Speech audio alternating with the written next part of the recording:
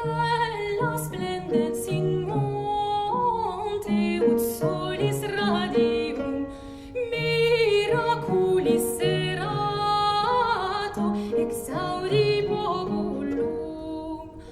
Concurrunt universi gaudentes populi, divides et geni grandes et parvuli, ipsum ingrediutur cemunt oculi, et indere vendutur gratis repleti. Stella splendens in monte, ut solis radium, miraculis serato, exaudi populum. Prelats et barones comites ingriti, religiosi omnes atque prebiteri, milites mercatores, cives marinari, burgenses piscatores, premiantur ibi.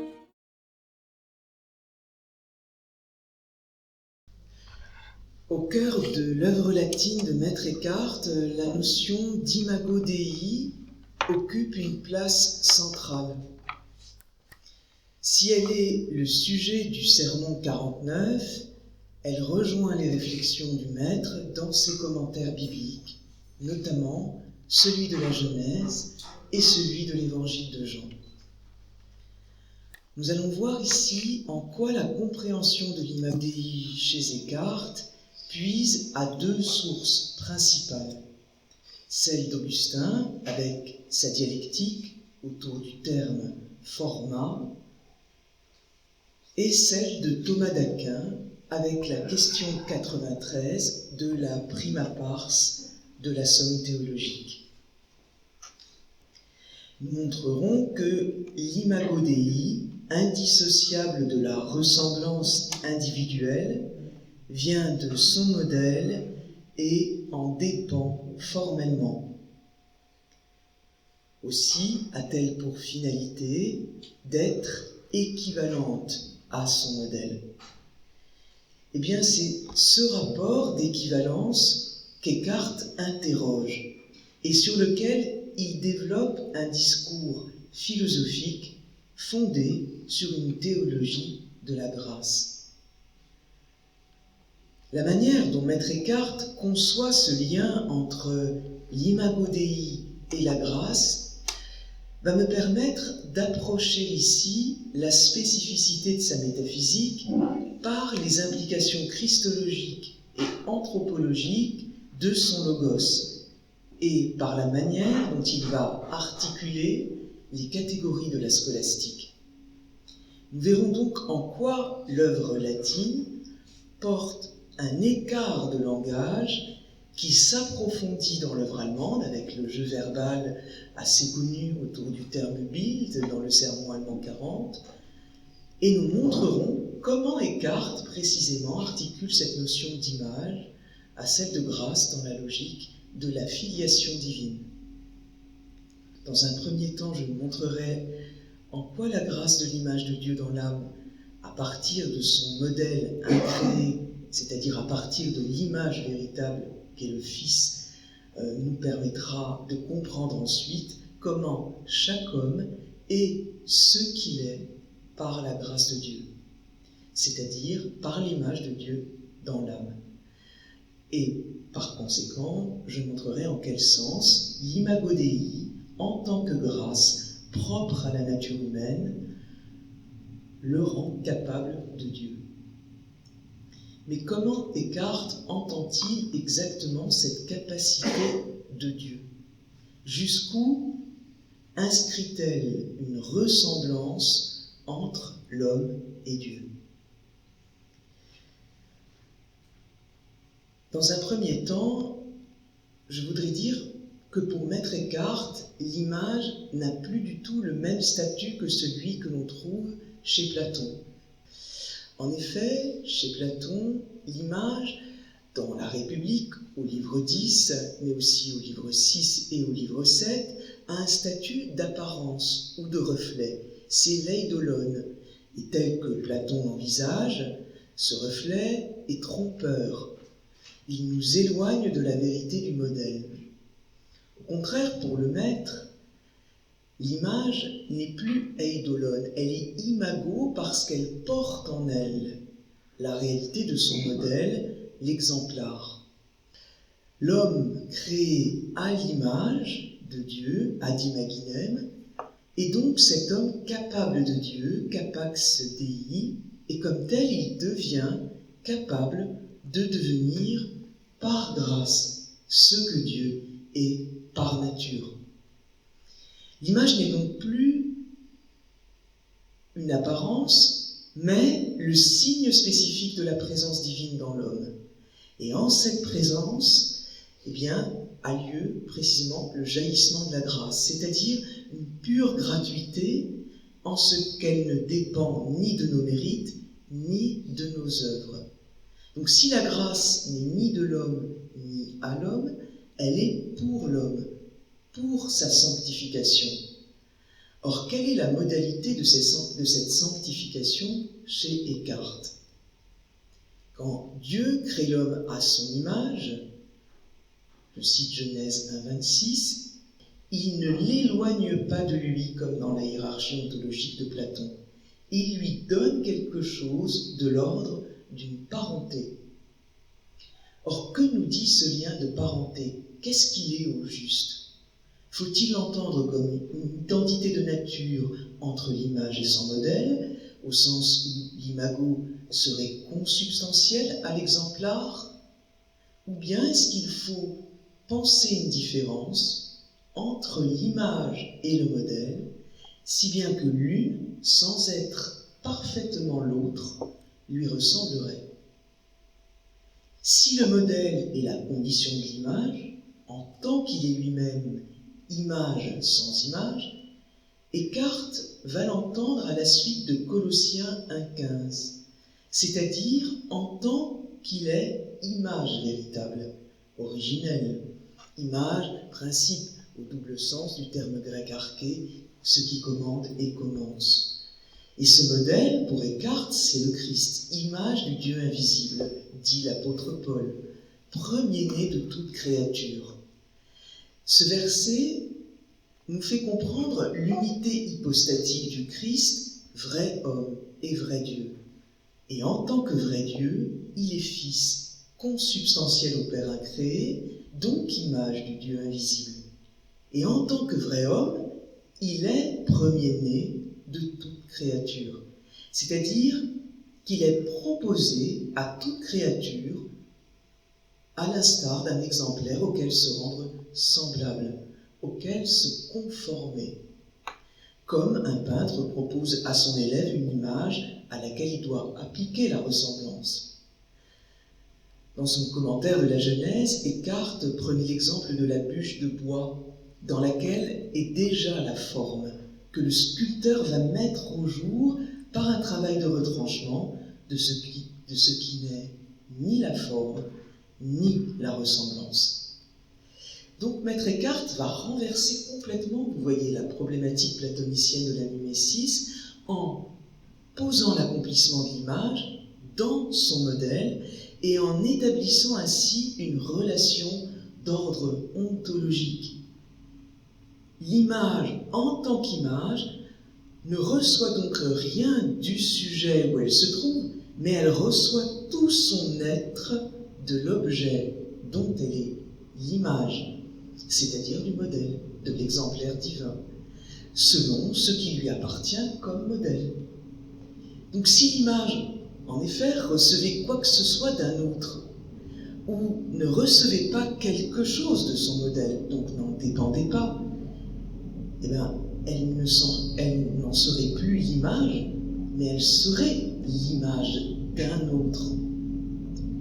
Donc, vous comprenez par là que l'image est bien dans son modèle, parce que c'est là qu'elle reçoit tout son être. Et c'est un apport très important qu'approfondit Maître Eckhart dans ce sermon 49, c'est-à-dire dans cette relation ontologique du rapport de l'image au modèle, il réinvestit, au fond, ou réinterprète la mimésis à partir d'une théologie de la grâce. Et cela pour deux raisons. Parce que la grâce va trouver son point d'ancrage comme son point d'achèvement ou sa finalité dans l'imago Dei. Et d'autre part, parce que l'imago Dei va être l'indice, comme le vecteur d'une relation spéciale de Dieu à l'homme. Sa présence dans l'âme qui sera entendue comme une lumière qu'un contact avec le corps n'éteint pas, dit Eckhart dans le sermon 49. Une lumière qui n'est pas altérée, une lumière qui brille de toute éternité. Par suite, ce n'est pas une lumière naturelle, mais bien une lumière surnaturelle. Non seulement elle relève de la grâce divine, mais encore elle reçoit constamment cette grâce. Or, à la cime de l'âme, pour Eckhart, s'inscrit une perfection ontologique, c'est-à-dire ce que lui entend par ressemblance, telle que l'on se demande vraiment si l'on peut encore parler de grâce et pas de gloire. S'agit-il bien dans cette akoumène animae, c'est-à-dire cette pointe de l'âme, cette cime, encore de la grâce, ou c'est déjà la gloire? De quelle lumière s'agit-il? De la lux ou de la lumen? C'est-à-dire, au fond, s'agit-il d'une image par conformité de grâce ou d'une image selon la ressemblance de gloire? Et c'est là que cela devient intéressant, de mettre en parallèle la prima pars de la somme théologique, et notamment la question 93, consacrée tout entière à l'image, et ce sermon latin 49. Pourquoi? Parce qu'à l'article 4 de cette question 93, dans la réponse, Thomas nous dit qu'au fond, il faut distinguer 3 degrés de l'image. Le premier, dit Thomas, c'est le degré en cela que l'homme a une aptitude naturelle à connaître et aimer Dieu, dit Thomas. Cette aptitude réside dans la nature de l'âme spirituelle, laquelle, dit Thomas, est commune à nous tous. Tous les hommes ont cette aptitude naturelle. Le second degré, poursuit Thomas, c'est en tant que l'homme connaît par habitus. Quoique de manière imparfaite, ajoute-t-il. C'est l'image ainsi par conformité de grâce. C'est le second degré. Voyez. Et il y en a un troisième chez Thomas, c'est le degré qui concerne celui que Dieu connaît et aime, en cela qu'il est connu et aimé comme il nous connaît et nous aime. C'est la façon parfaite de la ressemblance de gloire chez Thomas d'Aquin. Or, il est intéressant de montrer que cette tripartition des degrés dans l'œuvre thomasienne a une répercussion immédiate dans l'analyse philosophique de Maître Eckhart sur la notion d'image en rapport avec la grâce. Pourquoi? Parce que si la première de ces images se trouve chez tous les hommes, la seconde ne se trouve que chez les justes, et c'est l'homme juste, déjà dans l'œuvre latine Descartes, qui sera l'homme noble dans l'œuvre allemande, et la troisième lumière, le troisième degré, eh bien, se trouve seulement chez les bienheureux. Et alors là, j'attire votre attention sur le passage entre le second degré et le troisième degré. Parce que si Thomas d'Aquin semble les distinguer non seulement quant à la modalité, mais aussi quant à la temporalité, déjà Eckhart dans l'opus Sermonum semble les réunir, comme s'il établissait un lien de continuité entre le temps et l'éternité, c'est-à-dire entre cette lumière de grâce qui touche les justes et cette lumière de gloire qui n'est réservée aux bienheureux, donc qui est déjà dans l'éternité. Vous voyez, elle est promise à un avenir eschatologique chez Thomas d'Aquin, alors qu'elle est déjà d'une certaine manière dans l'aujourd'hui de l'homme chrétien chez Maître Eckhart. Donc, c'est ce troisième degré chez Thomas qui traduit la vision béatifique. Nous le connaîtrons comme nous sommes connus, dit l'Évangile de Jean. Et c'est la promesse de cette union à Dieu, réservée aux âmes bienheureuses, que Maître Eckhart semble réintégrer dans notre existence, c'est-à-dire dans l'épreuve que nous faisons de la temporalité. Or, il semble bien que Maître Eckhart maintienne un devenir et en même temps, paradoxalement, ce devenir semble rassembler en un point. Et ce point, c'est justement l'imago Dei en tant qu'elle serait cet acoumen animae, dit Eckhart dans le Sermon 49, et qui se traduira dans l'œuvre allemande par l'Etwas in der Seele, c'est le quelque chose dans l'âme, quelque chose d'incréé, c'est-à-dire presque de nature semblable à Dieu. Alors vous voyez, c'est complexe parce que Eckhart ne semble pas distinguer ces degrés de prime abord quand il parle de la cime de l'âme. Mais au contraire, il semble les rassembler en une fine pointe qui nous permet de nous demander s'il n'y a pas plusieurs parties de l'âme, avec une région de l'âme séparée des autres. Les parties de l'âme se trouvaient déjà dans la République au livre 10. Le nous, chez Platon, c'est l'âme immortelle. Or, est-ce que c'est pas un résidu du logos grec platonicien, cet acoumen animae, qui serait l'expression même de l'imago Dei en tant qu'elle est lumière inextinguible, lumière qui ne s'éteint jamais et qu'aucune multiplicité créée n'atteint. En quelque sorte, c'est une forme de lumière immaculée qui serait là en nous, mais dont nous n'aurions pas immédiatement conscience. C'est-à-dire qu'elle est le fruit de la grâce pour tous les hommes, mais l'homme n'arrive pas à se concentrer en elle. C'est pour ça qu'il y a deux plans dans l'existence humaine. Mais sinon, si l'on se situe depuis une théologie de la grâce, alors dans ce point ou cette fine pointe de l'âme, il semble que le temps se concentre dans l'éternité. La langue elle-même Descartes et les catégories de la scolastique dans l'œuvre latine l'inscrivent certes dans des contraintes formelles, conceptuelles, et les audaces de langage qu'il se permettra avec la langue vernaculaire n'apparaîtront que plus tard. Mais on voit déjà comme en prémisse ou en gestation quelque chose qui va s'affirmer et se confirmer dans l'œuvre allemande. Donc quand il est question d'imago Dei, Eckhart semble bien parler dans le temps depuis l'éternité, comme le disait son disciple Jean Toller au Sermon 15. C'est-à-dire qu'il semble mettre en quelque sorte sur le même plan l'imago Dei par conformité de grâce et la ressemblance selon la gloire. Mais il faut apporter une réserve à cette remarque. En effet, Eckhart va citer un autre passage des épîtres pauliniennes, tout à fait intéressant pour nous. C'est la seconde épître aux Corinthiens, chapitre 3, verset 18.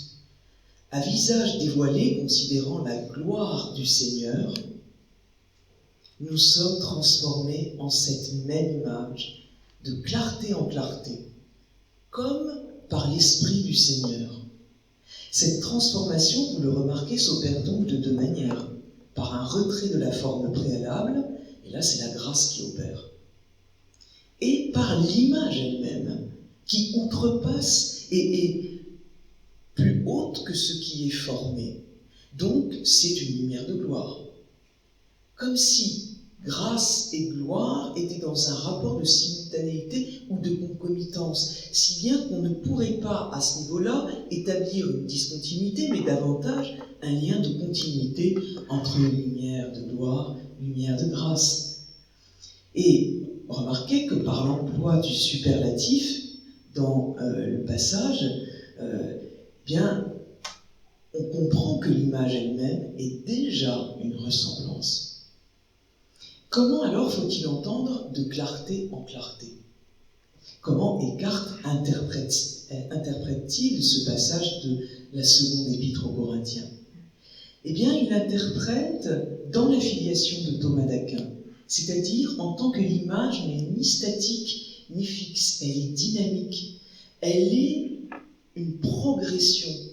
Mais contrairement à Thomas, qui l'entend un peu comme une hiérarchie ontologique par des degrés de lumière, réservant la vision béatifique post-mortem, dans un futur eschatologique, Maître Eckhart, quant à lui, entend précisément que cette dynamique, c'est un jaillissement dans le fond de l'homme.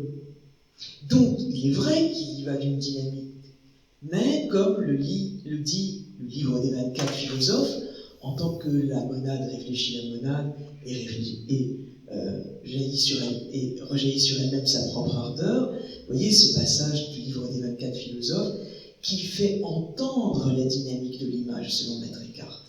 C'est-à-dire qu'il fait entendre qu'il ne s'agit pas d'échelle spirituelle au fond, ni d'itinéraire passant par des relais ou des étapes, mais il s'agit davantage d'un fond qui ferait jaillir une vie continuelle, une vie éternelle. Et c'est cette éternité qui caractérise ce que c'est que l'homme. Par la grâce de Dieu, dit Paul, je suis ce que je suis, et non pas qui je suis. Donc, mon essence, le quod est, et non mon existence, le qui est. Donc, l'expression de clarté en clarté comprend ici l'idée d'une Pâque, en quelque sorte, mais éternelle, de la lumière naturelle en la lumière surnaturelle, et finalement de la lumière de la grâce en la lumière de la gloire. Mais tout semble être récapitulé en un point. Nous le vivons par étapes parce que nous sommes dans le temps. Mais depuis l'éternité, tout est déjà accompli. Ça, c'est intéressant, parce que si Eckhart semble proche de Thomas, il s'en écarte par nuance, c'est-à-dire par des modalités assez subtiles sur le plan conceptuel, puisque cette lumière de la gloire, c'est peut-être ça la cime de l'âme, l'acoumen animae. Et donc, peut-être que cette région de l'âme, un peu à part, c'est déjà notre ressemblance. Parfois, poursuit Eckhart, l'âme reçoit des illuminations divines, mais envoyées, dit-il, sous les apparences des choses corporelles. C'est l'adverbe parfois du sermon 49 qu'il est intéressant d'analyser, parce que ce parfois dit des intermittences, donc au fond la condition de notre existence, telle que Thomas l'indiquait dans l'Homo Viator. L'Homo Viator, pour Thomas, était un homme en chemin, qui allait vers sa patrie. La patrie comme, précisément, la ressemblance. L'Homo Viator n'est pas encore l'Homo in Patria. Or, chez Eckhart, c'est très troublant, parce qu'il nous semble, dans la filiation thomasienne, pour le dire, et en même temps, il dit déjà dans cette œuvre latine que l'Homo Viator est déjà in Patria. Donc, que la grâce n'a pas besoin d'œuvre, de mérite, qu'elle est déjà, en tant qu'elle est donnée, une promesse de gloire, qu'elle la contient, cette promesse. Donc, Eckhart inscrit ce passage, cette dynamique, dans une réalité, voyez-vous, qui se maintient en elle-même, en sorte qu'en cette autre clarté, l'âme s'élève vers celui qui habite une lumière inaccessible. Cette clarté semble donc, en la cime de l'âme, relever entièrement et parfaitement de la nature incréée de Dieu. Si bien qu'il semble qu'il y ait une identité de nature. Donc comment faire la différence entre l'homme et Dieu? C'est intéressant parce que là on se trouve devant un problème, celui de suspecter l'œuvre écartienne de panthéisme. Jusqu'où Maître Eckhart affirme-t-il cette similitude de nature?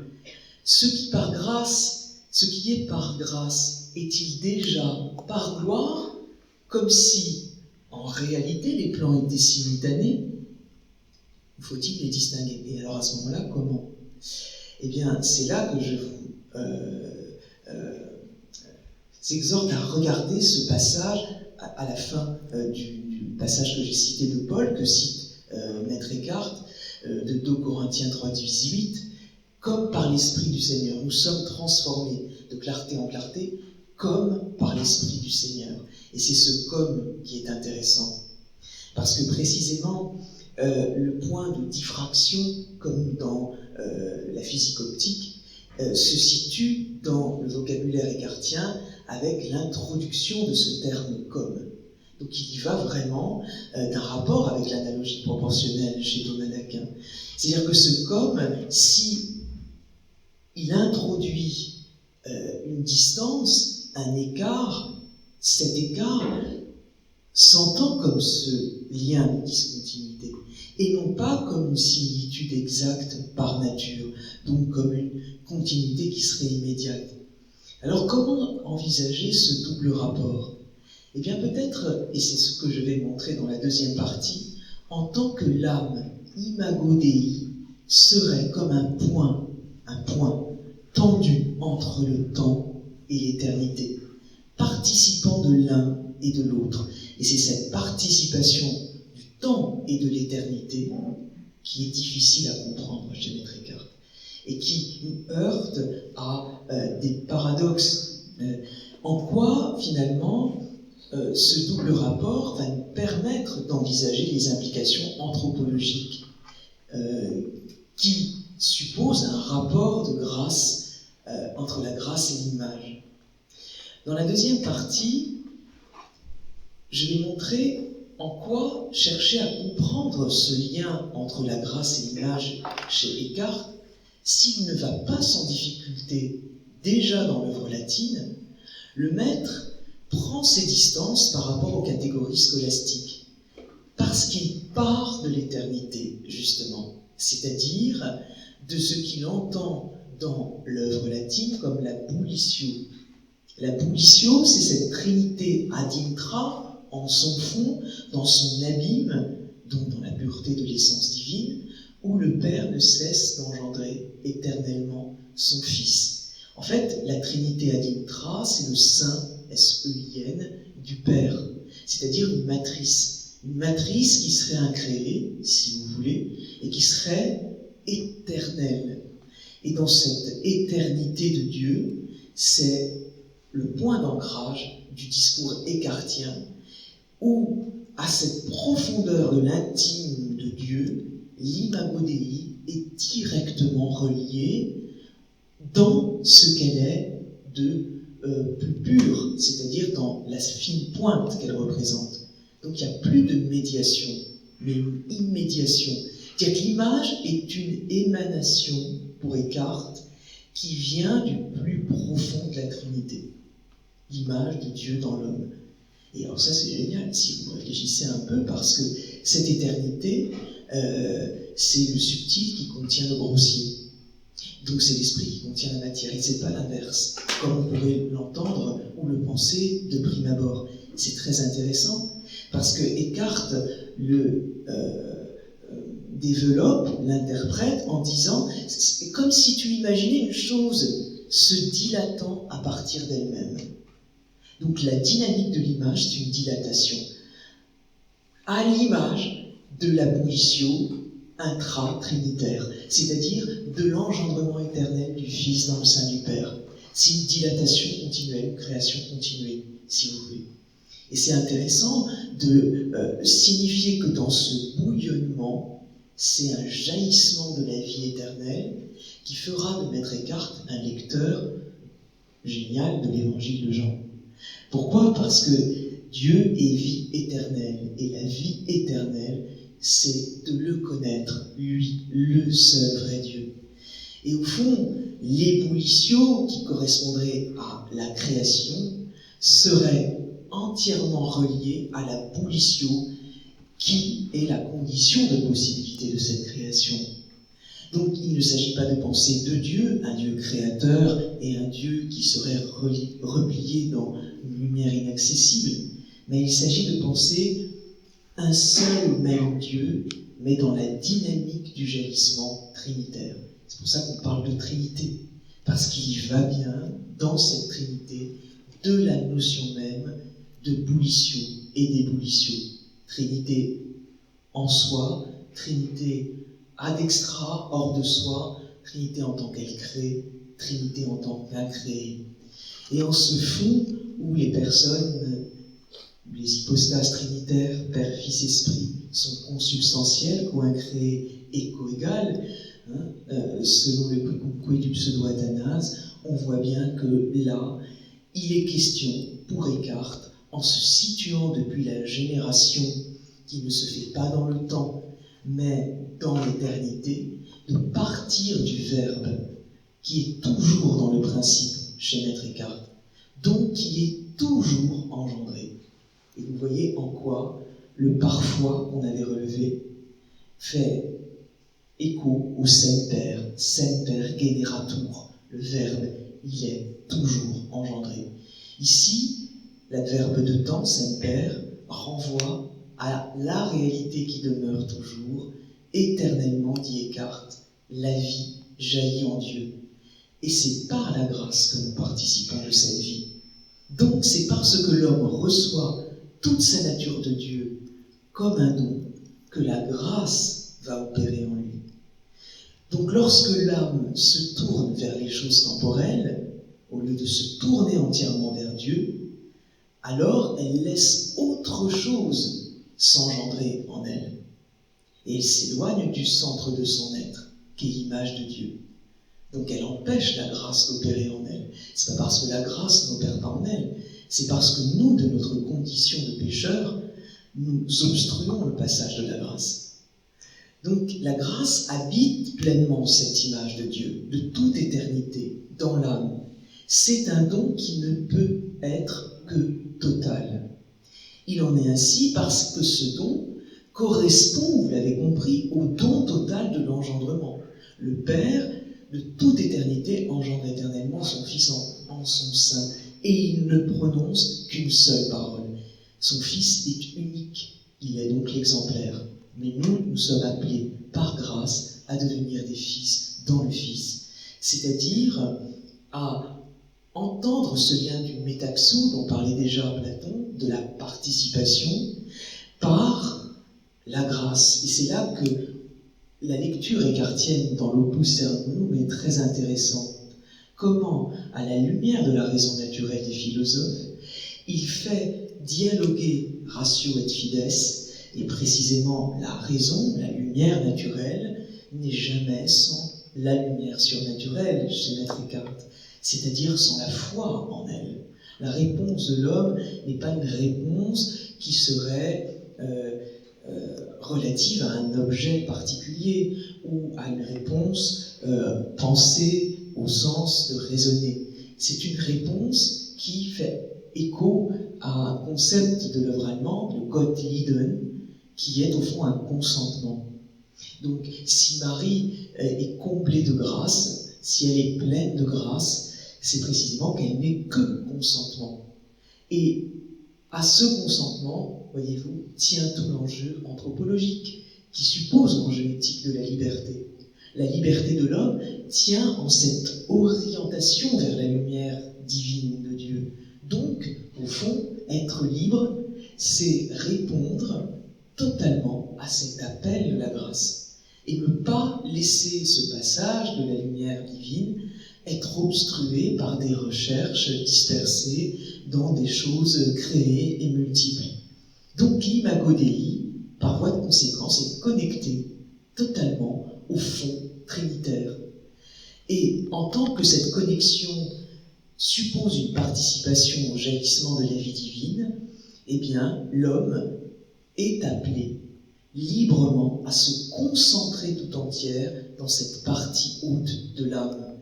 Sa nature, pourtant, on l'a dit, est marquée par le péché. Comment alors peut-on opérer ce lien entre le temps et l'éternité?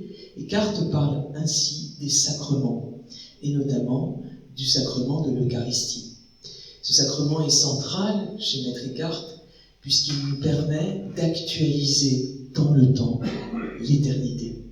C'est-à-dire, au fond, de faire mémoire d'un immémorial qui serait l'imago Dei en nous. L'éternité, l'immémorial, nous sommes de toute éternité fils et filles de Dieu. Et en s'en souvenant, nous laissons à la grâce la possibilité de nous inonder de sa lumière par les sacrements.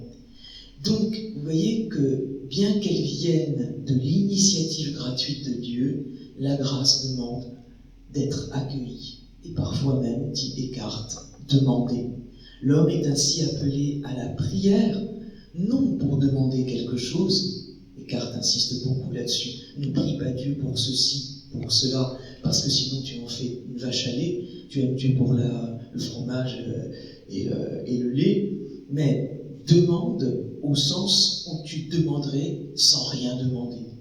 C'est intéressant la prière chez Eckhart parce qu'elle dit au fond que demander la grâce, c'est tout simplement comme Marie, mère de Dieu, c'est être appelé à la fécondité, à la maternité spirituelle. C'est-à-dire, au fond, laisser Dieu être Dieu en soi, ne pas se le représenter, greffer sur lui des idoles ou mettre la main sur Dieu. C'est une manière de faire sa volonté qui rejoint la prière que Jésus nous a laissée, le Notre Père, que ta volonté soit faite. Et bien sûr la prière de Jésus à Gethsémani, non pas ma volonté, mais ta volonté. Donc on devient pleinement nous-mêmes. Je suis ce que je suis, le quod est. On accède à son être propre en accueillant pleinement la grâce, c'est-à-dire en la laissant ouvrir en nous ce jaillissement de la vie éternelle.